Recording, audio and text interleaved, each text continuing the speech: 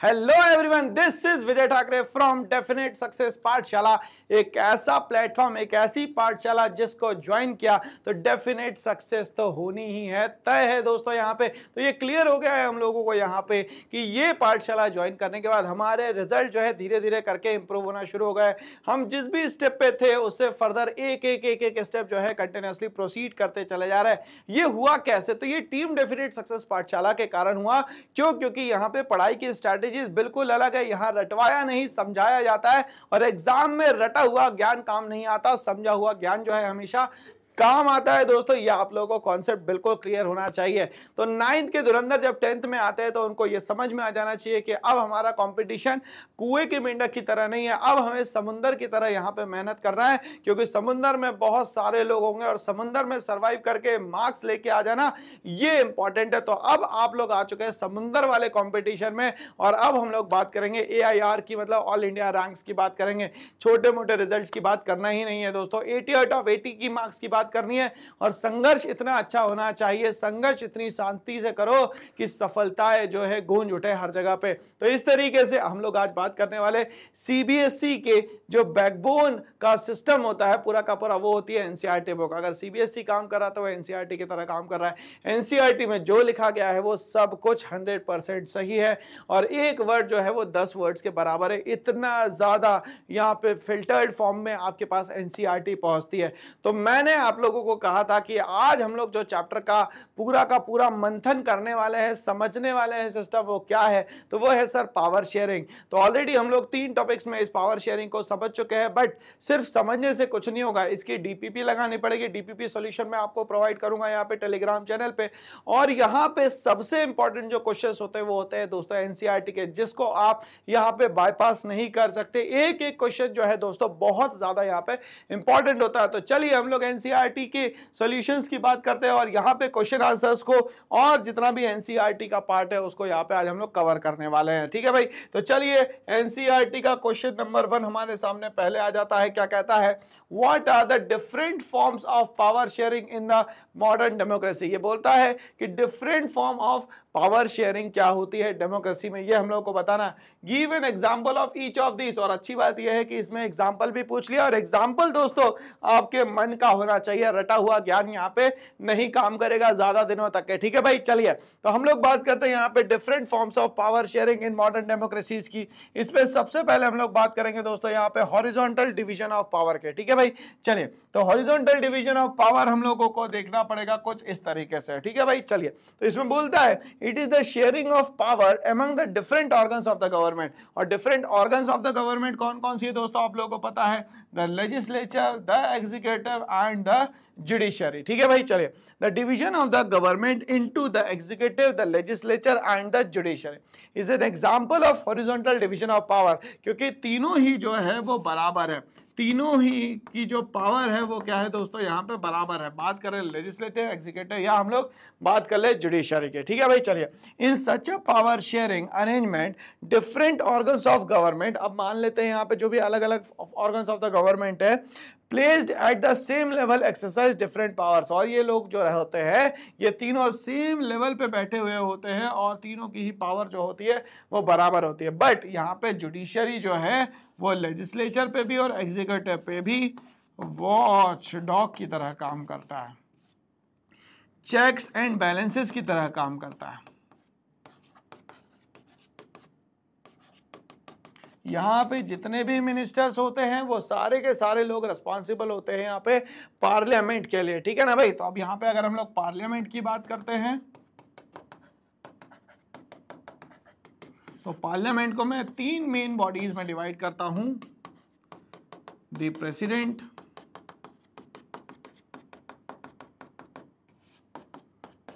The Lok Sabha, और तीसरा जो है वो है द राज्यसभा।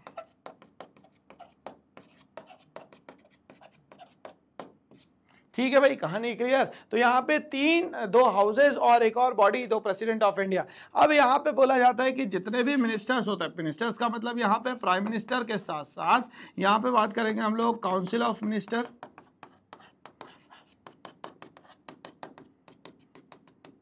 हम लोग बात करेंगे यहाँ पे कैबिनेट मिनिस्टर की।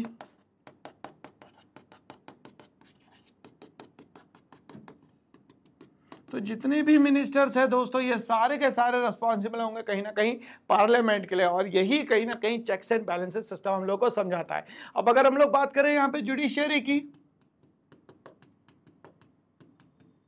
तो यहाँ पे जुडिशरी में यहाँ पे सबसे ऊपर आ जाता है दोस्तों यहाँ पे कोर्ट सिस्टम, जिसपे सेंट्रल लेवल पे जो कोर्ट होता है उसको कहते हैं हम लोग यहाँ पे सुप्रीम कोर्ट, जो कि इंडिया में एस्टैब्लिश है न्यू दिल्ली में। तो कंट्री के कैपिटल में एस्टैब्लिश होता है दोस्तों यहाँ पे सुप्रीम कोर्ट। इसके नीचे जो कोर्ट आते हैं जिसको हम लोग कहते हैं दोस्तों यहाँ पे हाई कोर्ट। ठीक है भाई, चलिए सुप्रीम कोर्ट को हैंडल करने का काम करते हैं दोस्तों यहाँ पे चीफ जस्टिस ऑफ इंडिया। ठीक है, याद रहेगा। चलिए आगे बढ़ते हैं हम लोग यहाँ पे। तो ये जुडिशियरी बॉडी हम लोगों को यहाँ पे समझ में आई। अब हम लोग आगे बढ़ते हैं। This separation of power ensures that no organ exercises unlimited power। ये separation of powers क्या बताता है कि कोई भी organ जो है अपने powers का unlimitedly use नहीं कर सकता। Each organ checks the others। अब हर एक organ दूसरे को चेक करेगा, मतलब लेजिस्लेचर एग्जीक्यूटिव को, एग्जीक्यूटिव जुडिशियरी को, जुडिशियरी लेजिस्लेचर को, और एग्जीक्यूटिव दोनों को करेगा। Thereby putting in a place a system of checks and balances। और इसी के कारण ये पूरा जो सिस्टम है इसको हम लोग बोलते हैं दोस्तों यहाँ पे checks and balances। The division of power between Council of Minister headed by the Indian Prime Minister। अब यहाँ पे जो Council of Minister होते हैं, इनके जो हेड होते हैं वो होते हैं यहाँ पे Indian prime minister. The parliament of India and the Indian supreme court. अब यहाँ पे बात कर लेंगे हम लोग यहाँ पे पार्लियामेंट ऑफ इंडिया की, and the Indian supreme court is an example of this kind of the power sharing. और यहाँ पे parliament of India, India supreme court, ये सब जो है शो करते हैं लेजिस्लेचर, एग्जीक्यूटिव और जुडिशियरी तीनों के ही पावर्स को डिफाइन करने के लिए। तो लेजिस्लेचर में हम लोग ले लेते हैं यहाँ पे काउंसिल ऑफ मिनिस्टर्स, और इंडियन प्राइम मिनिस्टर को एग्जीक्यूटिव में ले लेते हैं पार्लियामेंट ऑफ इंडिया, और यहाँ पे प्रेसिडेंट की भी हम लोग बात कर लेंगे। और दूसरा हम लोग बात करेंगे लास्ट में जुडिशियरी, तो वो आ जाएगा दोस्तों हमारे यहाँ पे सुप्रीम कोर्ट। अब हम लोग जब दूसरे पावर की बात करते हैं तो that is known as vertical division of the power. It is sharing of power among the government at the different level. तो जब हम लोग वर्टिकल पावर की बात करते हैं तो यहाँ पे आ जाता है फेडरल फॉर्म ऑफ गवर्नमेंट, मतलब डिवीजन ऑफ पावर। अब ये डिवीजन ऑफ पावर कैसे होता है सर, हम लोगों को पता है। डिवीजन ऑफ पावर कुछ इस तरीके से होता है कि हम लोग बात करेंगे यूनियन गवर्नमेंट के, फिर हम लोग बात करेंगे स्टेट गवर्नमेंट की, और फिर हम लोग बात करेंगे यहाँ पे लोकल सेल्फ गवर्नमेंट की। ठीक है भाई, चलिए इसको भी दो पार्ट्स में डिवाइड करना है दोस्तों हम लोगों को, पंचायती राज इंस्टीट्यूशन और म्युनिसिपैलिटीज।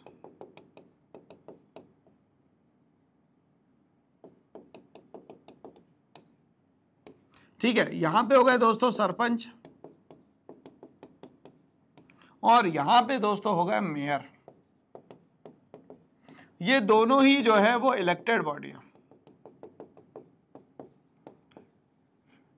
जिनका इलेक्शन लगभग 5 सालों में होना तय है। ठीक है भाई, चलिए अब यहाँ पे हम लोग स्टेट गवर्नमेंट की बात करें तो इसको यहाँ चलाने का काम करते हैं चीफ मिनिस्टर, और कंट्री को चलाने का काम करते हैं दोस्तों यहाँ पे प्राइम मिनिस्टर, और ये दोनों ही जो है वो इलेक्टेड बॉडी है। और इलेक्टेड बॉडी होने के साथ साथ ये पावरफुल बॉडीज भी है। क्यों? क्योंकि जरूरी नहीं है कि ये परमानेंट रहे, कभी भी यहाँ पे नो कॉन्फिडेंस मोशन आने के कारण इनको चेंज किया जा सकता है। मगर डेमोक्रेसी में जो भी डायरेक्टली इलेक्शन के थ्रू आएगा वो ज्यादा पावरफुल माना जाएगा दोस्तों यहाँ पे। ठीक है भाई, चलिए तो हमें समझ में आ गया कि sir vertical form of government जो है या वर्टिकल डिवीजन ऑफ पावर जो है वो फेडरल फॉर्म ऑफ गवर्नमेंट में चलेगी, जैसे इंडिया को डिवाइड किया यूनियन गवर्नमेंट, स्टेट गवर्नमेंट और लोकल सेल्फ गवर्नमेंट में। ठीक है भाई, चलिए समझते हैं। Government at different levels, a general government for the entire country, एक जनरल गवर्नमेंट पूरे एंटायर कंट्री पे जो होगी, and the government at the provincial और द रीजनल लेवल। तो जो कंट्री लेवल पे होगी उसको बोल दिया हम लोगों ने दोस्तों यहाँ पे यूनियन गवर्नमेंट, और जो स्टेट लेवल पे होगा उसको बोल दिया हम लोगों ने प्रोविंशियल, या तो हम लोगों ने बोल दिया उसको हम लोग यहाँ पे रीजनल गवर्नमेंट, जो कि हेडेड करेगा कौन, चीफ मिनिस्टर, और कंट्री लेवल पे जो गवर्नमेंट है उसको हेड कौन करेगा, prime minister. For example in India The Constitution defines the way power is to be shared। अब Constitution क्या बताता है कि जो पावर दिया गया उसको किस तरीके से आप बेहतर तरीके से शेयर कर सकते हैं बिटवीन द सेंट्रल और यूनियन गवर्नमेंट। अब यहाँ पे बात हो रही है सेंट्रल गवर्नमेंट और यूनियन गवर्नमेंट के बीच में किस तरीके से उस पावर का प्रॉपर्ली डिस्ट्रीब्यूशन किया जा सकता है। and the various state government, there are certain matters on which only the central government can take decisions। तो यहाँ पे बोला जाता है कि बहुत सारे ऐसे इश्यूज होते हैं जिसमें सिर्फ और सिर्फ सेंट्रल गवर्नमेंट ही जो है वो यहाँ पे डिसीजन ले सकती है।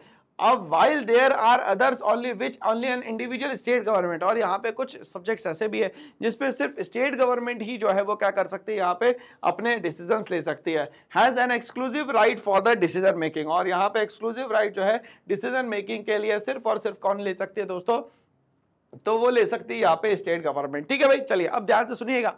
तो इन कामों को डिस्ट्रीब्यूट करने के लिए यहाँ पे बनाई गई है दोस्तों इस यूनियन लिस्ट, इसके बाद बनी है दोस्तों यहाँ पे स्टेट लिस्ट जिसमें सब्जेक्ट डाल दिए गए, जैसे यूनियन लिस्ट में डाल दिए गए 97 सब्जेक्ट। तो इस पे रूल्स रेगुलेशन सब बनाने का काम जो होगा वो सिर्फ और सिर्फ किसका होगा दोस्तों, यूनियन लिस्ट का होगा।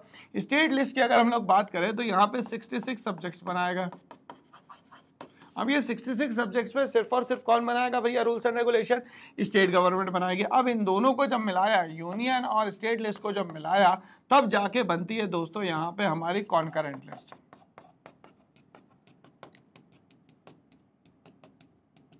इस कॉन्करेंट लिस्ट में डाले गए दोस्तों यहाँ पे 47 सब्जेक्ट्स। ठीक है, अब इन तीनों लिस्ट में भी अगर कोई नहीं आ रहा है कोई सब्जेक्ट तो क्या करेंगे, उसके लिए बनाई गई दोस्तों फिर यहाँ पे रेसिड्यूअरी लिस्ट। क्या बनाएगी दोस्तों यहाँ पे, रेसिड्यूअरी लिस्ट। ठीक है भाई, चलिए अब ये बोलता है division of power among social groups की अगर हम लोग बात करें तो power can also be shared among different groups which differ socially. अब सोसाइटी में भी बहुत अलग अलग ग्रुप्स बने हुए हैं, क्योंकि सारे मुद्दों पे सरकार ध्यान नहीं दे पाती, इसीलिए बहुत सारे ग्रुप जो है सोसाइटी के द्वारा बनाए जाते हैं जिसको कहा जाता है सोशल ग्रुप। ठीक है, चलिए this system of community government, अब यहाँ पे ऐसे ही जो सोशल ग्रुप के बेसिस पे, सोसाइटी के बेसिस पे गवर्नमेंट बनी थी, वो बनी थी बेल्जियम में, जिसमें हम लोगों ने देखा था 4th अमेंडमेंट जो हुआ था 1970 से लेकर 1993, जिसमें कम्युनिटी गवर्नमेंट बनाए गए थे। तो बेल्जियम एक अच्छा एग्जाम्पल है दोस्तों यहाँ पे of this type of power division. This government is elected by people belonging to one language community. अब यहाँ पे वन लैंग्वेज कम्युनिटी कहीं पे भी रह रहा मगर वो यहाँ पे आके वोट कर सकता है। वो या तो वो डच था, या तो वो फ्रेंच था, या तो वो क्या था दोस्तों यहाँ पे जर्मन था। ठीक है भाई, चलिए and has the power to take decisions regarding, अब यहाँ पे कौन कौन से वो डिसीजंस मेनली ले सकते हैं, या तो वो डिसीजंस लेंगे दोस्तों कल्चरली, या तो वो लेंगे एजुकेशनली, या तो वो लेंगे लैंग्वेज बेस्ड। ठीक है भाई, तो चलिए अब यहाँ पे कल्चर के बेसिस पे या तो पूरा सिस्टम बनेगा, एजुकेशन के बेसिस पे या तो सिस्टम बनेगा, या तो यहाँ पे लैंग्वेज के बेसिस पे बनेगा। ठीक है, मतलब जो डच है और जो फ्रेंच है और जो जर्मन है, ये तीनों ही क्या होंगे, बराबर होंगे, जो कि डिसीजन ले सकते हैं कल्चरली, दूसरा एजुकेशनली, ठीक है भाई, और तीसरा जो है वो ले सकते हैं यहाँ पे लैंग्वेज के बेसिस पे। ठीक है भाई, चलिए आगे बोलता है the system of reserve constituency in India is another example. और ऐसे ही एक एग्जांपल होता है हमारा रिजर्व कॉन्स्टिट्यूएंसी, जिसमें कि हम लोग यहाँ पे एससीज और एसटीज, ये इतनी सीट्स जो है वो हम लोगों को रिजर्व करनी होती है। साथ ही साथ हम लोग यहाँ पे वुमेन रिजर्वेशन की भी बात करते हैं,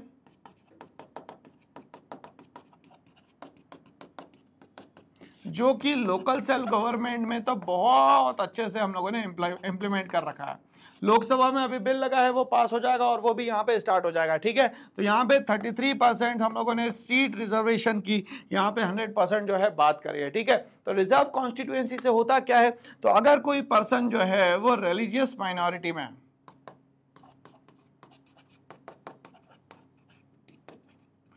या वो मान लेते हैं नंबर्स में माइनॉरिटी में है,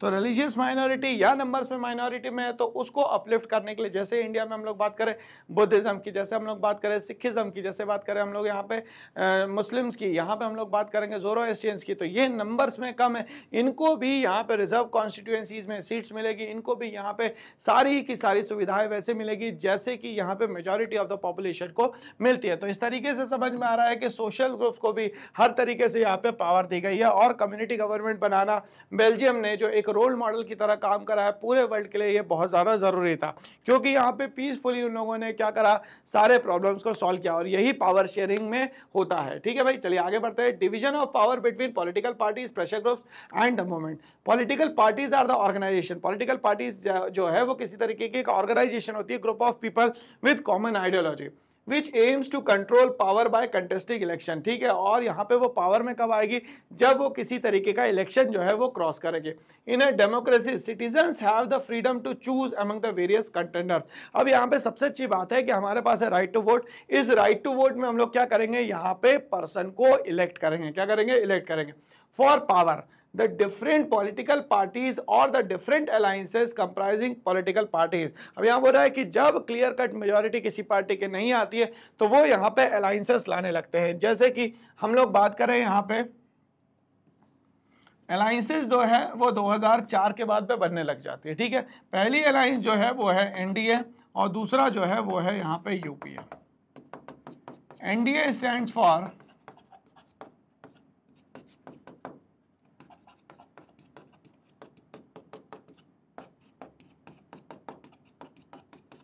नेशनल डेमोक्रेटिक अलायंस और दूसरा जो है वो है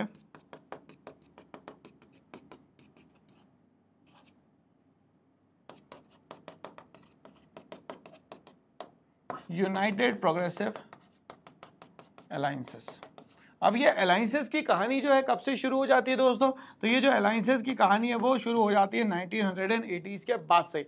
थोड़ी थोड़ी करके यहाँ पे अलायंसेस बनने लगते हैं, ठीक है भैया, यहाँ तक के क्लियर है। चलिए, तो हमें ये याद रखना है कि 1885 से एक सिस्टम बना जिसको हम लोग बोलते हैं इंडियन नेशनल कांग्रेस, और इंडियन नेशनल कांग्रेस ने बहुत लंबे समय तक राज किया। 1977 और 78 में यहाँ पे गवर्नमेंट थोड़ी सी चेंज होती है जिसको हम लोग बोलते हैं जनता party government by the Morarji Desai, मगर वो भी बहुत दिनों तक के नहीं चल पाती है। फिर कांग्रेस स्टार्ट होती है लगभग 2014 तक के, और जो 2014 के बाद से 2014 मतलब 2014 के बाद से अब यहाँ पे रूल कर रही है मेजॉरिटी में आके यहाँ पे भारतीय जनता पार्टी बीजेपी, ठीक है भाई। चलिए, तो यहां तक की कहानी हम लोगों को क्लियर हो गई। आगे हम लोग बात करते हैं। Such freedom of choice entails competition. अब यह फ्रीडम ऑफ चॉइस मिलती है तो इसके कारण फायदा ये होता है कि यहाँ पे कंपटीशन क्रिएट होता है अमंग द डिफरेंट पार्टीज, और किसके बीच में होगा दोस्तों, पार्टीज के बीच में। अब ये पार्टीज नेशनल लेवल की भी हो सकती है, स्टेट लेवल की भी पार्टीज होती है, रीजनल लेवल की भी यहाँ पे पार्टीज हो सकती है। Which in turn ensure that power does not remain in one hand. इसके कारण क्या होता है, जो पावर है वो किसी एक हाथ में नहीं रहेगा, पावर जो है वो हमेशा क्या रहेगा दोस्तों, डिस्ट्रीब्यूटेड रहेगा। And is shared among different political parties. अगर हम लोग अलग अलग पार्टीज की बात करें तो वो नेशनल लेवल की पार्टी, स्टेट लेवल की, रीजनल लेवल की, या कोई वो सोशल ग्रुप हो सकता है। तो यहाँ पे जो डिवीजन है पावर्स का वो अलग अलग तरीके से यहाँ पे किया गया है दोस्तों। Representing different ideology and social group, ये या तो सोशल ग्रुप होगा या तो कोई आइडियोलॉजी लेके चल रहा होगा। साथ ही साथ हम लोग बात करेंगे जब प्रेशर ग्रुप्स की, pressure groups and movement also share government power. तो प्रेशर ग्रुप और मूवमेंट जो है वो कहीं ना कहीं गवर्नमेंट की पावर का इस्तेमाल करते हैं, गवर्नमेंट की पावर को शेयर करते हैं, either through participation in governmental communities, या अगर वो मान ले कि उनको डायरेक्टली पार्टिसिपेशन करना है तो वो क्या करेंगे, गवर्नमेंट की जो भी कमिटीज चल रही है उसमें ये भाग ले सकते हैं। गवर्नमेंट अलग अलग मुद्दों के लिए अलग अलग कमिटीज बनाती है, ठीक है ना भाई। तो अलग अलग मुद्दों के लिए जो अलग अलग कमिटी बनती है उस हिसाब से ये प्रेशर ग्रुप्स वहां पे काम करते हैं, ठीक है भाई। चले, और by influencing the decision making process, या तो ये क्या करते हैं किसी और तरीके से सोसाइटी में इन्फ्लुएंस करते हैं, किसी और तरीके से सोसाइटी में जो है वो एंटर करने की यहाँ पे कोशिश करते हैं, ठीक है भाई। चलिए, तो इस तरीके से हमें समझ में आया कि भाई क्वेश्चन नंबर 1 क्या था, जिसमें हम लोगों ने समझा कि हॉरिजॉन्टल पावर क्या होता है, हम लोगों ने समझा यहाँ पे वर्टिकल पावर क्या होता है। हॉरिजॉन्टल पावर में हम लोगों ने समझ लिया कि ऑर्गन्स ऑफ गवर्नमेंट क्या होती है, और वर्टिकल पावर्स में देख लिया हम लोगों ने कि ये जो पावर्स है उसका डिस्ट्रीब्यूशन जो है वो किस तरीके से किया जा सकता है, सेंट्रल गवर्नमेंट में मतलब यूनियन गवर्नमेंट में, फिर हम लोग बात कर लेंगे यहाँ पे स्टेट गवर्नमेंट में, फिर हम लोग बात करेंगे लोकल सेल्फ गवर्नमेंट में। तो हॉरिजॉन्टल तो हमें समझ में आ गया सर, लेजिस्लेचर, एग्जीक्यूटिव, जुडिशरी रहेगा, मगर वर्टिकल में हम लोग को यूनियन गवर्नमेंट, स्टेट गवर्नमेंट, और जो है वो हम लोग को यहाँ पे लोकल सेल्फ गवर्नमेंट बनाने पड़ेगा। वो भी शहरों के बेसिस पे अगर बनाएंगे तो वो हो जाएगी म्युनिसिपैलिटी, और अगर गांव के बेसिस पे बनाएंगे तो ये हो जाएगा दोस्तों पंचायती राज इंस्टीट्यूशन। तो ये सारे डिवीजन जो है दोस्तों हम लोग को याद रखना है। पंचायत को संभालने का काम करेंगे सरपंच, और यहाँ म्युनिसिपैलिटीज को संभालने का काम करेंगे दोस्तों यहाँ पे मेयर्स। तो अब हम लोग बात करेंगे क्वेश्चन नंबर 2 हमारे सामने आ गया। क्वेश्चन नंबर 1 हम लोगों ने समझ लिया। एग्जाम पॉइंट ऑफ व्यू से एनसीईआरटी का जो भी क्वेश्चन दिया गया है वो कम से कम 10 क्वेश्चन के बराबर है, मतलब मैं मानता हूं 1:10 का रेशियो, ठीक है भाई। तो एक क्वेश्चन 10 के बराबर, मतलब 10 का दम रखता है एक क्वेश्चन दोस्तों यहाँ पे, ठीक है। चलिए, तो एक और क्वेश्चन आ रहा है हमारे सामने एनसीईआरटी का, क्या कहता है दोस्तों यहाँ पे, state 1 prudential reason and 1 moral reason for power sharing. तो एक प्रूडेंशियल रीजन बताना है दोस्तों, एक हमें मोरल रीजन बताना है, ठीक है। With an example from the Indian context. ठीक है, तो इंडियन कॉन्टेक्स्ट के हिसाब से हम लोग को यहाँ पे बताना है भाई कि एक प्रूडेंशियल रीजन और दूसरा बताना है दोस्तों यहाँ पे मॉरल रीजन। चलिए तो स्टार्ट कर देते हैं। यहाँ पे हम लोग सबसे पहले प्रूडेंशियल रीजन की बात करेंगे। यहाँ बोलता है while prudential reason stress that power sharing will bring out better outcomes। तो अब यहाँ बोल रहा है कि पावर शेयरिंग जो है वो यहाँ कहीं ना कहीं बेटर आउटकम्स की बात करता है। बिल्कुल सही बात है प्रूडेंशियल रीजन में।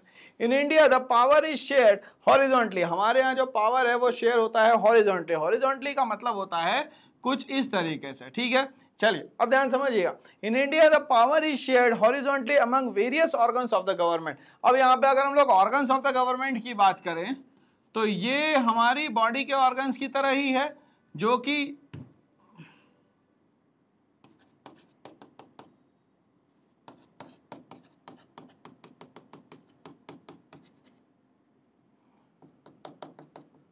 जैसे हमारी बॉडी बिना ऑर्गन के काम नहीं कर सकती, वैसे ही गवर्नमेंट के कुछ ऑर्गन है जिसके बिना काम नहीं चल सकता। ठीक है भाई, चलिए। Various organs of government, the legislature, the executive and the judiciary are responsible for the administering India. अब यहाँ पे बोलता है कि सबसे पहली जो बॉडी हो गई वो हो गई हमारे लेजिस्लेचर, दूसरी बॉडी हो गई यहाँ पे एग्जीक्यूटिव, और तीसरी जो हो गई वो हो गई यहाँ पे हमारी जुडिशरी। ठीक है भाई, चलिए। तो अगर हम लोग यहाँ पे लेजिस्लेचर में ले लेते हैं दोस्तों हमारे प्राइम मिनिस्टर को और बाकी मिनिस्टर्स को। ठीक है, एग्जीक्यूटिव में हम लोग यहां ले लेते हैं दोस्तों पार्लियामेंट को,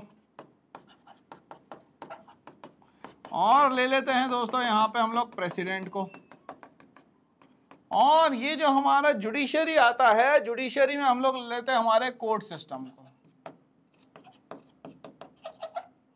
कोर्ट सिस्टम मतलब यहाँ पे सुप्रीम कोर्ट, क्योंकि हमारे लिए जो हाईएस्ट कोर्ट है वो कौन सा है दोस्तों, यहाँ पे सुप्रीम कोर्ट। ठीक है, तो फाइनली इन तीनों के बीच में क्या होता है दोस्तों, तो वो होता है सर यहाँ पे चेक्स एंड बैलेंसेस।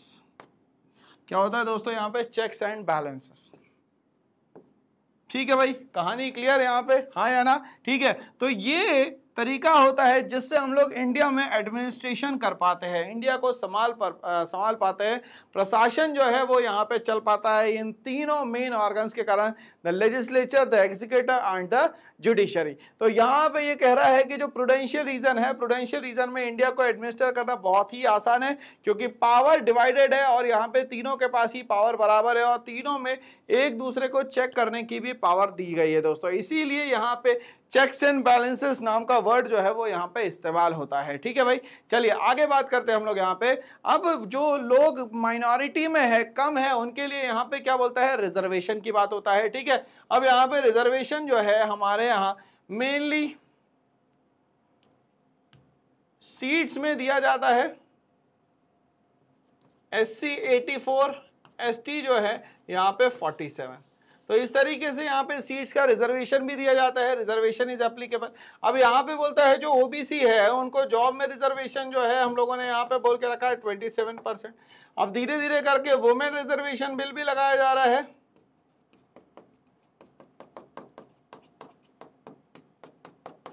तो ये जो वुमेन रिजर्वेशन है यहाँ पे भी कहीं ना कहीं 33% सीट्स रिजर्व करने की बात की जा रही है। तो रिजर्वेशन किन लोगों के लिए दिया जाना है, जिन लोगों के पास माइनॉरिटी है, मतलब जो लोग जो है माइनॉरिटी में रह रहे हैं उनको हम लोग को रिजर्व करके उनको भी हमारी गवर्नमेंट की जो मेन स्ट्रीम है उसमें लाना जरूरी है। जब उनकी प्रॉब्लम सामने आएगी तभी तो देश चल पाएगा, ऐसा थोड़ी ना होगा upper class of the society से देश चलता है, लोअर टू अपर यहाँ पे कुछ नहीं होता, यहाँ सब लोग जो है बराबर माने जाते हैं, क्योंकि हम लोग बोलते हैं we the people of India, मतलब हम सब भारत के नागरिक है। ठीक है भाई, where various sections are given benefits over other to avoid conflict। अब यहाँ पे रिजर्वेशन इसलिए दिया जाता है ताकि यहाँ पे कॉन्फ्लिक्ट जो है वो मिनिमम से मिनिमम यहाँ पे हो पाए। चलिए हम लोग आगे बात करते हैं मोरल रीजंस की। अगर हम लोग बात करते हैं, emphasise that the very act of power sharing as valuable. तो अब यहाँ पे मॉरल रीजन में अगर हम लोग बात करें तो पावर शेयरिंग जो है वो हमारे लिए बहुत ज्यादा वैल्यूएबल है दोस्तों। कैसे वैल्यूएबल है, अब हम लोग इसको समझने की कोशिश करेंगे। In India citizens are conferred with fundamental rights. अब यहाँ पे हमारे को मिल चुके हैं फंडामेंटल राइट्स।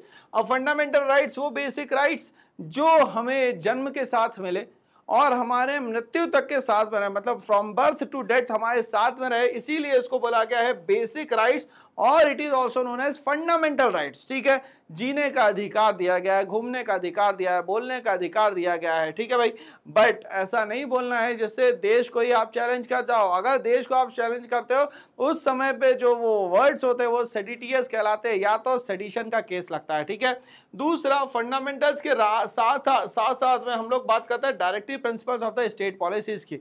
मतलब हर एक स्टेट जो है यहाँ पे वेलफेयर स्टेट होगा। क्या होगा दोस्तों? यहाँ पे वेलफेयर स्टेट होगा। ठीक है, तो यहाँ पे हम लोग सीधी सीधी बात कर सकते हैं कि वर्टिकल फॉर्म ऑफ गवर्नमेंट हमें काम आती है। तो प्रूडेंशियल में जो है वो कहीं ना कहीं हॉरिजॉन्टल काम आती है, तो वर्टिकल कहीं ना कहीं हमें समझ में आती है दोस्तों मॉरल रीजंस में। कैसे? तो हम लोग जो पावर है वो डिवाइड करते हैं यूनियन गवर्नमेंट के साथ, हम लोग बात करते हैं स्टेट गवर्नमेंट के साथ, और हम लोग बात करते हैं यहाँ पे लोकल सेल गवर्नमेंट के साथ।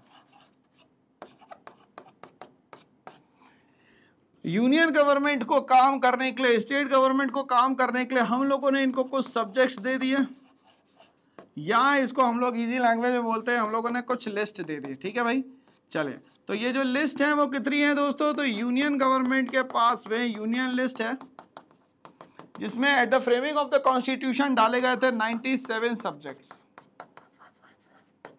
बट जैसे ही हम लोग आगे बढ़े तो स्टेट लिस्ट में जो सब्जेक्ट डाले गए वो कितने डाले गए दोस्तों? तो वो 66 सब्जेक्ट डाले गए। इसके बाद हम लोग बात करते हैं तीसरे नंबर पे दोस्तों, तो वो जो तीसरे नंबर पे जो लिस्ट आती है उसको बोलते हैं हम लोग यहाँ पे कॉन्करेंट लिस्ट। इस कॉन्करेंट लिस्ट में हम लोगों को याद रखना है कि दोस्तों दोनों मिलके काम करते हैं, सेंट्रल गवर्नमेंट भी और स्टेट गवर्नमेंट भी। ठीक है भाई, चलिए, इस कॉन्करेंट लिस्ट में डाले गए यहाँ पे 47 सब्जेक्ट्स।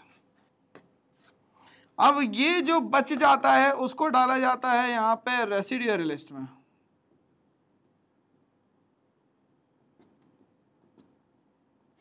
ठीक है, तो जैसे कि साइबर सिक्योरिटी जो है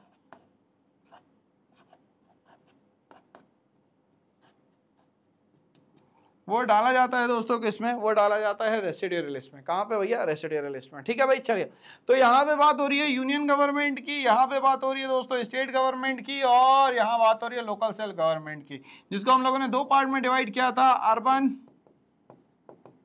और रूरल।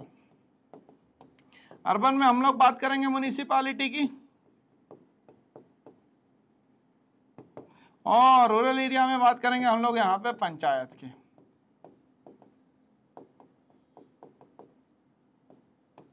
ठीक है भाई, कहानी यहां तक क्लियर हो गई। चलिए, तो यहाँ पे फंडामेंटल राइट्स और कहीं ना कहीं DPSP directive principles of the state policy जो है, यही कहीं ना कहीं हमारे लिए पावर शेयरिंग में मोरल रीजंस बनते हैं, जिसके कारण हमारी गवर्नमेंट, हमारी कंट्री जो है बहुत तेजी से फ्लरिश कर रही है। ठीक है, तो हमारे पास दोनों ही टाइप से यहाँ पे काम चल रहा है, इसका स्क्रीनशॉट ले लीजिएगा, एग्जाम में काम आएगा। दोनों ही तरीके से हमें रीजन समझ में आ गए, एक तो प्रूडेंशियल रीजन और दूसरा हो जाता है मॉरल रीजन। तो जो प्रूडेंशियल रीजन हो गया उसमें हम लोगों को मेनली फोकस करना है ऑर्गन्स ऑफ गवर्नमेंट पे,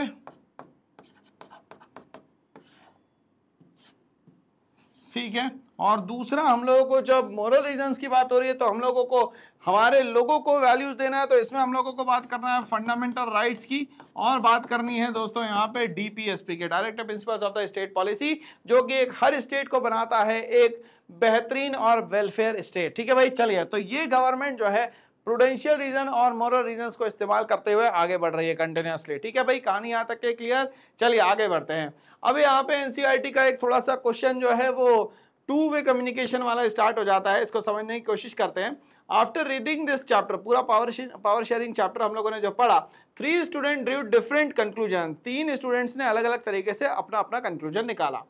विच of these do you agree with and why?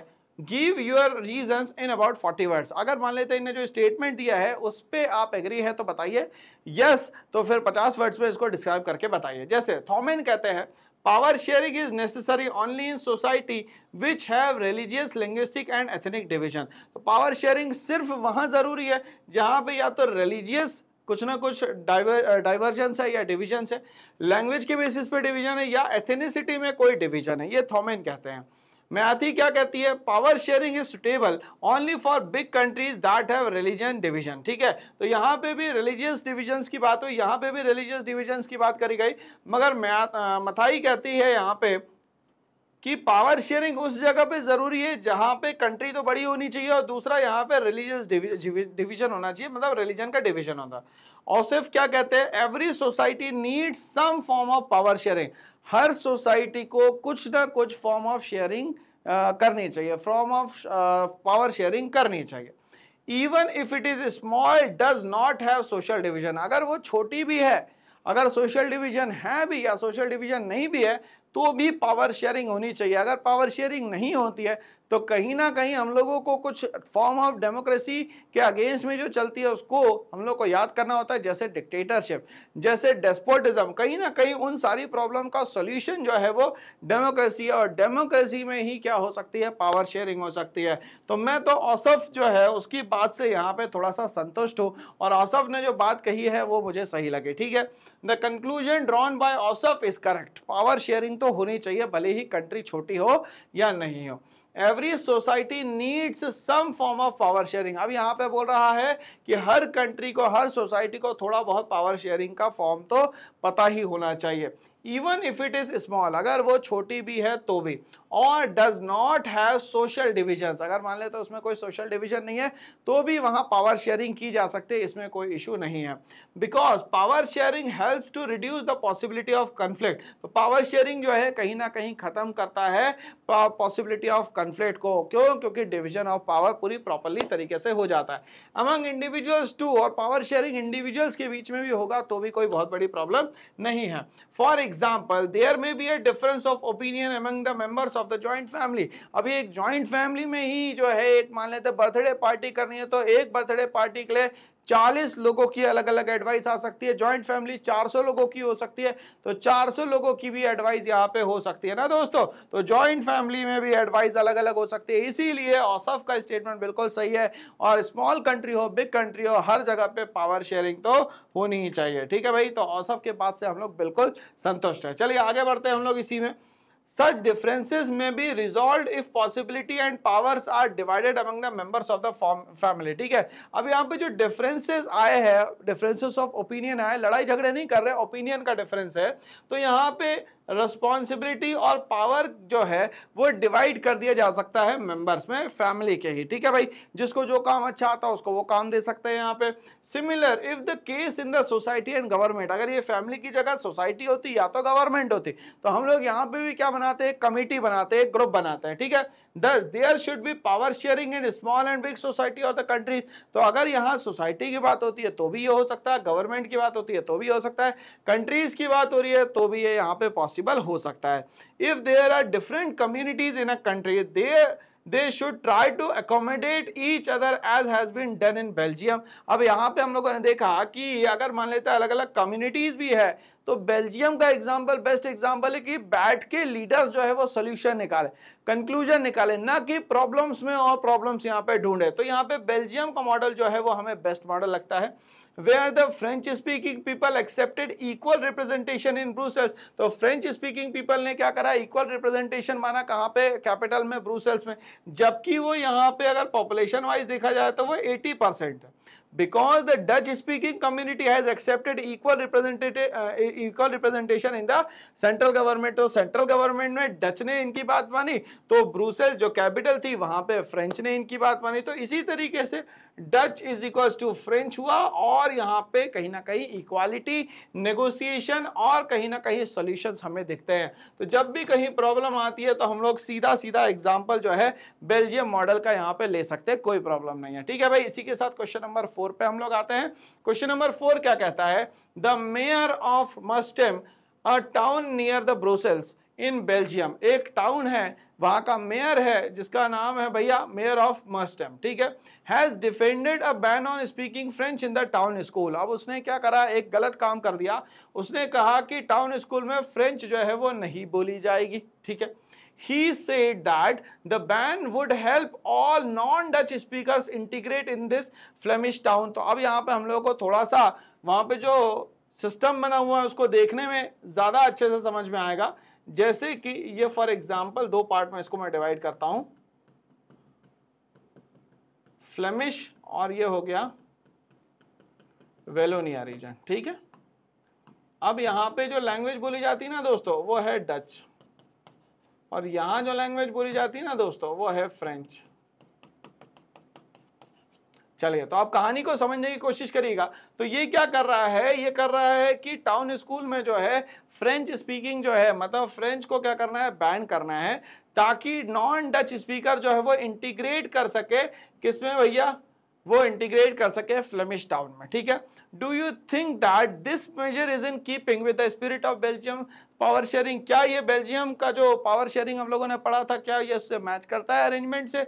Give your reason about 50 words. तो भैया ये तो गलत बात है भैया, किसी भी पर्सन को इस लैंग्वेज में बोलना है, इस लैंग्वेज में नहीं बोलना है, ये तो गलत बात है। कहीं ना कहीं मेयर ने जो कदम उठाया वो कहीं ना कहीं गलत था। This measure is not in keeping with Belgium power sharing arrangement. तो मतलब उसकी बात को यहाँ पे 100% हम किसी भी तरीके से एक्सेप्ट नहीं कर सकते। The arrangement seeks to maintain peace between French and Dutch speaking community. अब यहाँ पे अरेंजमेंट ऐसा होना चाहिए कि डच और फ्रेंच स्पीकर्स के बीच में यहाँ पे क्या होना चाहिए भैया, बैलेंस बनना चाहिए, और यहाँ पे पीस यहाँ पे मेंटेन होना चाहिए। बाय बैनिंग फ्रेंच, अगर मान लेते हैं उसने बैन कर दिया फ्रेंच को, ठीक है, the mayor will cause civil unrest. इसके कारण जो है श्रीलंका में प्रॉब्लम जैसी हुई थी वैसी ही बेल्जियम में भी प्रॉब्लम हो जाएगी। Both the languages should be made acceptable in the towns school. तो यहाँ पे ऐसा कुछ करिकुलम बनाया जाए कि टीचर्स दोनों ही लैंग्वेज को सपोर्ट करे, डच को भी और दूसरा दोस्तों यहाँ पे फ्रेंच को भी, ठीक है भाई। This bilingual education system will be a better way to integrate the people of the town। अब यहाँ पे टाउन के लोगों को अगर जोड़ना है तो ये जो बाइलिंगुअल सिस्टम होता है ये ज्यादा बेहतर होता है। ये नहीं होता कि किसी लैंग्वेज को आप बैन कर दिए, जो किसी लैंग्वेज को जो है बहुत ज्यादा प्रायोरिटी दीजिए, ठीक है। तो ये गलत कदम उठाया था भैया मेयर ने, ये बात को हम लोग को याद रखनी है, ठीक है भाई। चलिए हम लोग आगे बढ़ते हैं, नेक्स्ट क्वेश्चन पे आते हैं। एनसीईआरटी के क्या कहता है भाई, read the following passage and pick out any one of the prudential reason. अब ये पूरा पढ़ना है और एक प्रूडेंशियल रीजन हम लोगों को निकालना है, ठीक है, for power sharing offered in this. अब इसमें यहाँ पे प्रूडेंशियल रीजन दिया है भाई, इसको यहाँ पे फाइंड आउट करके निकालना है, ठीक है भाई। तो चलिए अब हम लोग यहाँ पे जो पावर शेयरिंग का एक अच्छा खासा केस स्टडी पढ़ने वाले हैं, बहुत इंटरेस्टिंग सी है, समझने की कोशिश करेंगे, ठीक है भाई। We need to give more powers to the panchayats to realize the dreams of Mahatma Gandhi. बिल्कुल सही बात है कि यहाँ पे सिर्फ नीचे लेवल पे देखा जाए तो हमारे पास आज लगभग 6 लाख विलेजेस है। कितने विलेजेस है दोस्तों? 6 लाख विलेजेस है, ठीक है। हमारे पास टोटल मिला के 28 स्टेट्स है। हमारे पास टोटल मिला के 8 यूनियन टेरिटरी है, ठीक है। और इन सबको मिला के बनती है हमारी कंट्री, जिसको हम लोग बोल रहे हैं दोस्तों यहाँ पे इंडिया।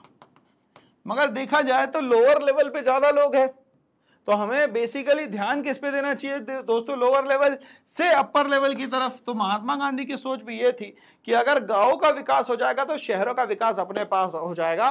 क्यों? क्योंकि रूरल एरिया से ही तो बनता है अर्बन एरिया, रूरल एरिया से ही माइग्रेशन करके अर्बन एरियाज में जाते हैं लोग, और अर्बन से वापस रूरल एरिया में नहीं आते हैं लोग, बस, ठीक है। और इन दोनों के बीच में जो डिफरेंस होता है मेजर सिर्फ एक ही होता है दोस्तों, मेरे अकॉर्डिंग सिर्फ और सिर्फ डिफरेंस होता है दोस्तों यहाँ पे फैसिलिटी का। अदरवाइज कोई डिफरेंस नहीं होता भैया। वहां पे भी 24 घंटे ही है, यहाँ पे भी 24 घंटे, वहां पे भी पानी आता है, यहाँ पे भी पानी आता है, वहां पे भी लोग भोजन करते हैं, यहाँ पे भी लोग भोजन करते हैं, ऑक्सीजन वो लोग भी लेते हैं और हम लोग भी ऑक्सीजन लेते हैं। तो कोई अंतर तो नहीं हुआ।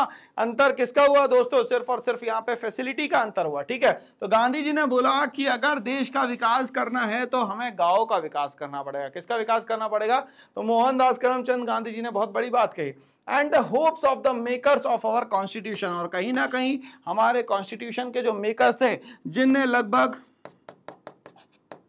2 साल 11 महीने 18 दिन लगा दिए, लगभग 9 दिसंबर 1946 से लेके 26 नवंबर 1949 तक के। तो ये जो कॉन्स्टिट्यूशन में ये सब चीजें बनाई गई है वो कहीं ना कहीं सारी चीजों को देखते हुए बनाई गई है, और सभी स्टेजेस ऑफ लाइफ में जितने भी लोग हैं इंडिया में सबके बारे में सोच के बनाया गया है। ठीक है, तो हम लोग बात कर रहे हैं यहाँ पे पंचायती राज एस्टैब्लिशेस ट्रू डेमोक्रेसी। अब यहाँ पे पंचायती राज बनने से कहीं ना कहीं हमारी डेमोक्रेसी जो है वो यहाँ पे दिखती है, कहीं ना कहीं हमें फ्रंट फेस पे क्या दिखता है, डेमोक्रेसी दिखती है। It restores power to the only place where power belongs in a democracy in the hands of people. अब यहाँ पे ज्यादा लोग जो है वो रूरल एरियाज में है, तो यहाँ पे पावर्स भी है, क्योंकि डेमोक्रेसी में लोगों के हाथ में पावर है, और लोगों को अगर अच्छा खासा सब कुछ मिल गया तो वो डेमोक्रेसी का पूरा यूज कर पाएंगे, और जब पूरा यूज कर पाएंगे तभी तो हमारी कंट्री को आगे बढ़ने में मदद मिलेगी। In the hands of people given power to panchayat. तो ज्यादा पावर किसको देनी चाहिए दोस्तों, हमें पंचायत को देनी चाहिए, क्योंकि लोग नीचे ज्यादा है। ठीक है, is also way to reduce corruption. इसके कारण जो है करप्शन जो है सबसे कम हो जाएगा। क्यों? क्योंकि अभी क्या होता है, टॉप लेवल से लोअर लेवल पे कोई भी डिसीजन जाता है, और डिसीजन नीचे जाते जाते वो मॉडिफाई हो जाता है, चेंज हो जाता है। तो हमें ये चाहिए कि ज्यादा पावर अगर लोअर लेवल पे मिल जाएगी तो करप्शन जो है वो खत्म हो जाएगा, और सबसे खतरनाक जो बीमारी है वो है अब करप्शन। ठीक है, एंड इंक्रीजेस एडमिनिस्ट्रेटिव एफिशिएंसी। इसके कारण एडमिनिस्ट्रेशन जो है, प्रशासन जो है वो भी बेहतर से बेहतर यहाँ पे हो जाएगा। तो इस तरीके से गांधी जी की सोच जो है वो हम लोगों को थोड़ी थोड़ी समझ में आने लग गई है सर। ठीक है, अब क्या बोलते हैं भाई Gandhi ji, When people participate in planning। अब यहाँ पे हम लोग बात करें कि जब पीपल पार्टिसिपेट करेंगे प्लानिंग में, जाहिर सी बात है, तो हमारे यहाँ 1950 से स्टार्ट हो जाता है दोस्तों बनना प्लानिंग कमीशन।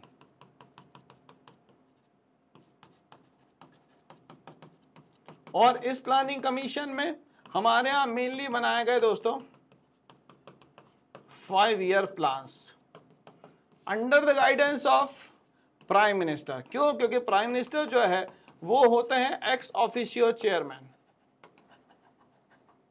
मगर ये 12th 5 ईयर प्लान के बाद ये सिस्टम चेंज हो जाता है। मतलब 2012 से लेके 2017 तक के आखिरी 5 ईयर प्लान चलता है, और 2015 में इसको चेंज करके बना दिया जाता है दोस्तों NITI Aayog, national institution for transforming India. ठीक है भाई, चलिए, तो ये बोल रहा है कि पीपल की जो पार्टिसिपेशन है वो ज्यादा से ज्यादा यहाँ पे प्लानिंग में होनी चाहिए। बिल्कुल सही बात है। And implementation of the development scheme. और यहाँ पे जितने भी डेवलपमेंटल स्कीम है, जैसे कि फॉर एग्जांपल हमारे यहाँ डेवलपमेंटल स्कीम की अगर हम लोग बात करें तो वो सबसे अच्छी स्कीम जो है दोस्तों वो है एमजी नरेगा रूरल एरियाज में। ठीक है, अब ये अच्छी क्यों है? क्यों? क्योंकि ध्यान से समझिएगा, अगर हम लोग बात करें खरीफ की, हम लोग बात करें राबी सीजन्स की, ठीक है, तो इसमें जो गैप आता है और ज़्यादा तो होता नहीं है। तो अगर देखा जाए तो 3 महीने यहाँ लगा दिए, 3 महीने यहाँ लगा दिए, 6 महीने पूरे लग गए खेती में, तो 6 महीना तो बंदा खाली बैठा हुआ है। तो ये जो 6 महीना खाली बैठा हुआ बंदा, उसके लिए गवर्नमेंट ने बोला कि हम लोग हर 100 डेज एम्प्लॉयमेंट जनरेशन की बात करते हैं। हम लोग बात करते हैं कि यहाँ हमें अनस्किल्ड लेबर चाहिए। आप जिस जगह रहते हैं उसके विदिन 5 किलोमीटर एरिया में हम आपको काम देंगे। अगर हम लोग काम नहीं दे पाए तो हम आपको अनएम्प्लॉयमेंट वेजेस देंगे।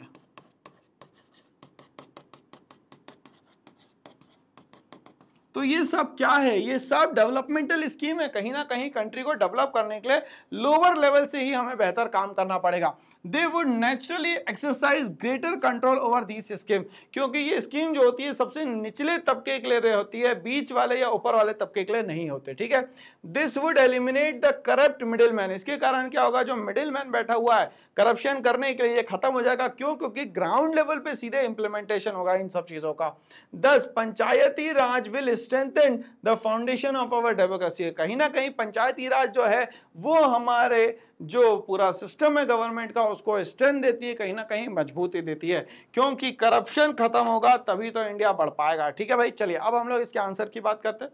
The prudential reason in the given passage is giving power to panchayat is also a way to reduce corruption and increases administrative efficiency. अगर मान लेते हैं पंचायत को ज़्यादा पावर देंगे तो एफिशिएंसी भी बढ़ेगी, एडमिनिस्ट्रेशन भी बढ़ेगा और लोगों का इन्वॉल्वमेंट भी गवर्नमेंट मशीनरी में ज़्यादा से ज़्यादा बढ़ के आएगा दोस्तों। और यही चाहिए, पार्टिसिपेशन इन प्लानिंग हमारे लिए बहुत ज़्यादा ज़रूरी है। ठीक है भाई, चलिए आगे बात करते हैं हम लोग नेक्स्ट क्वेश्चन की। Different arguments are usually put forth in favour of and against power sharing. बहुत सारी बातें जो है वो फेवर में भी कही गई और बहुत सारी बातें अगेंस्ट में भी करी गई। Identify those which are in favour of power sharing and select the answer using the codes given below. Power sharing के बारे में कुछ बातें दी गई है, अब हम लोगों को समझना कौन सी चीजें प्लस में है, कौन सी चीजें माइनस में। Reduces conflict among different communities. अब ये कहीं ना कहीं पावर शेयरिंग जो है अलग अलग कम्युनिटी के बीच में जो कॉन्फ्लिक्ट होता है उसको कम करने का काम करता है। Decreases the possibility arbitrariness. ठीक है, आर्बिट्रेरीनेस का सीधा सीधा मतलब ये होता है कि हम लोग किसी के खिलाफ जो है वो एक्शन ले सकते हैं कि नहीं ले सकते। ठीक है, तो ये आर्बिट्रेरीनेस को जो है वो खत्म करता है। डिलेज डिसीजन मेकिंग प्रोसेस, इसके कारण जो डिसीजन होते हैं वो बड़े लेट होते हैं। अकोमोडेट्स डाइवर्सिटी, कहीं ना कहीं ये डाइवर्सिटी को सपोर्ट करता है। इंक्रीजेस इनस्टेबिलिटी एंड डिसिसिवनेस, क्या ये इनस्टेबिलिटी क्रिएट करता है। Promotes people participation in government, क्या पावर शेयरिंग जो है पार्टिसिपेशन बढ़ाता है लोगों का गवर्नमेंट में। या undermines the unity of country, और यहाँ तो गवर्नमेंट की जो यूनिटी है उसको पूरी तरीके से ये खत्म करता है। ठीक है भाई, चलिए तो हम लोगों को ये ऑप्शन दिए गए A B D F, A C E F, A B D G या D B C D G. ठीक है भाई, तो इसका हमें आंसर बताना है भाई, तो ए बी डी एफ जो है हमारे सही आंसर है, बाकी जो स्टेटमेंट है वो गलत है। ठीक है भाई, चलिए तो हम लोग देखते हैं।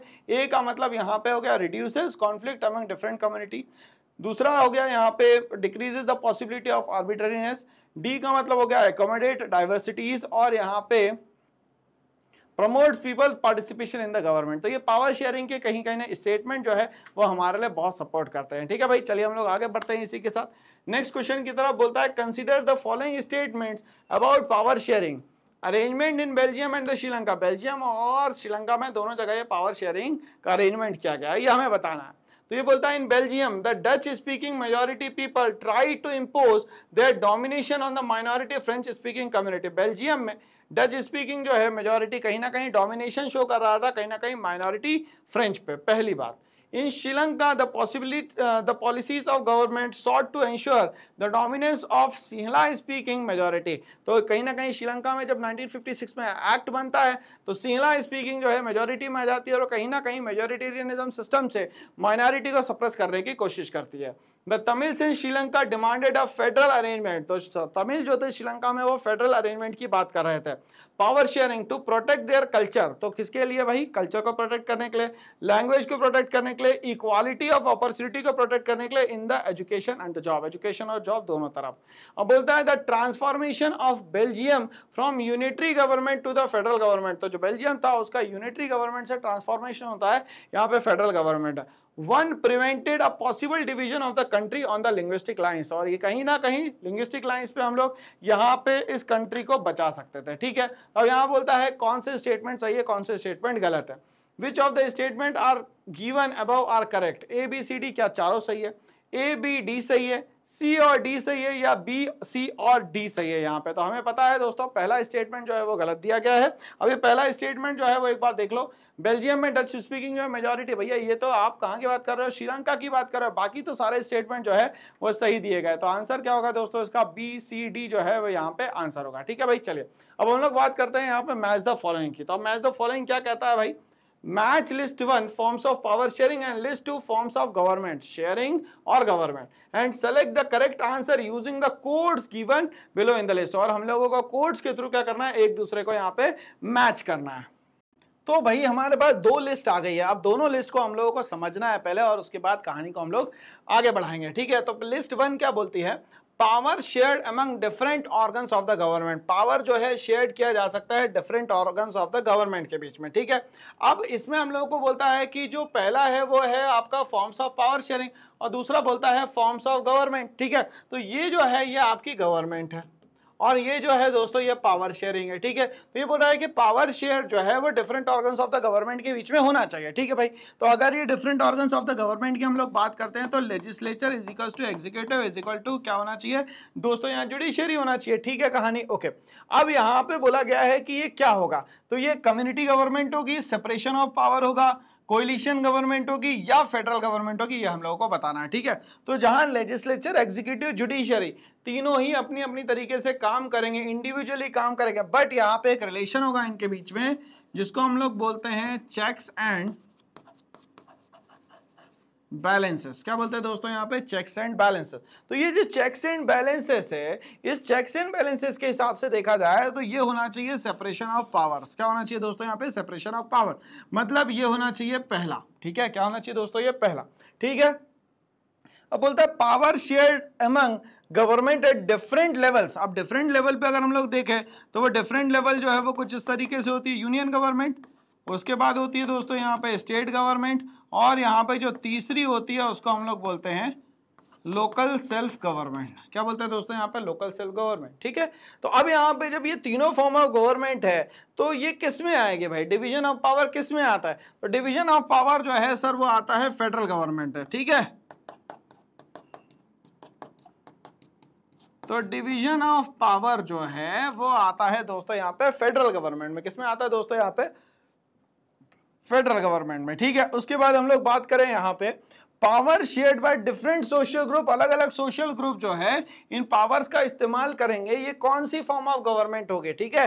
क्या ये कम्युनिटी होगी या ये कोएलिशन होगी, तो हमें पता है सर कम्युनिटी गवर्नमेंट होगी, क्योंकि ऐसी गवर्नमेंट हम लोगों ने कहाँ देखी थी दोस्तों, वो देखी थी सर बेल्जियम में। कहाँ देखी थी, बेल्जियम में। बेल्जियम में हम लोगों ने देखा था कि जो डच है, जो फ्रेंच है, जो जर्मन है, अपने हिसाब से क्या कर सकते हैं, कम्युनिटी गवर्नमेंट बना सकते हैं, जो कि कल्चरल के बेसिस पे हो सकती है, या तो वो यहाँ एजुकेशन के बेसिस पे हो सकते हैं, या तो वो लैंग्वेज के बेसिस पे यहाँ पे हो सकते हैं, ठीक है ना। तो कल्चर, एजुकेशन और लैंग्वेज के बेसिस पे, अब वो कहीं पे भी रह रहे हो मगर वो कम्युनिटी गवर्नमेंट बना सकते हैं जो कि कल्चर, एजुकेशन और यहाँ पे लैंग्वेज के बेसिस पे होगी। तो यहाँ पे ये बोलता है, ये होगा हमारा थर्ड नंबर, ठीक है। अब बोलता है पावर शेयर्ड बाय टू और मोर पॉलिटिकल पार्टीज। अब यहाँ पे दो या दो से ज्यादा पॉलिटिकल पार्टीज मिलकर अगर काम करती है और गवर्नमेंट बनाती है तो उसको बोलते हैं हम लोग यहाँ पे कोलिशन गवर्नमेंट, ठीक है। तो इंडिया में ऐसी कोलिशन गवर्नमेंट जो है वो स्टार्ट हो जाती है आना दोस्तों लगभग 1990s के बाद। 1990s के पहले कोलिशन गवर्नमेंट का किसी भी तरीके से कोई भी यहाँ पे अस्तित्व नहीं था, ठीक है। अब हम लोग बात करें यहाँ पे, तो यहाँ पे हमारे यहाँ इंडिया में अब अलायंसेस बनना शुरू होते हैं। जब क्लियर कट मेजॉरिटी नहीं आती है तो अलायंसेस बनने लगती है, जिसमें से हम लोग दो अलायंसेस की बात करते हैं। सबसे पहले हम लोग बात करेंगे एनडीए की, और दूसरी बात करेंगे दोस्तों हम लोग यहाँ पे यूपीए के। एनडीए का मतलब होता है यहाँ पे नेशनल डेमोक्रेटिक अलायंस, ठीक है भाई, और यूपीए का मतलब होता है यूनाइटेड प्रोग्रेसिव अलायंस। हम कह सकते हैं कि एनडीए मतलब सीधा सीधा बीजेपी की बात हो रही है और यूपीए का मतलब इंडियन नेशनल कांग्रेस की बात हो रही है, ठीक है भाई। चलिए कहानी यहाँ तक क्लियर हो गई। तो आंसर सर समझ में आ गया यहाँ पे हम लोगों को। आंसर ये कहता है power shared by the different forms of the government is separation of power, power shared among the government at different levels of government, ये हो गया आपका federal form of government. Power shared at different social group, ये हो गया community government. और power shared by two और मोर political party जो है वो क्या कहलाता है दोस्तों यहाँ पे, कोएलिशन गवर्नमेंट। क्या कहलाता है दोस्तों यहाँ पे, कोएलिशन गवर्नमेंट, ठीक है। तो इस तरीके से आंसर देखें तो ये क्या हो जाता है दोस्तों, BDA, और आखिरी में क्या हो जाता है दोस्तों यहाँ पे C। क्या हो जाता है दोस्तों यहाँ पे C।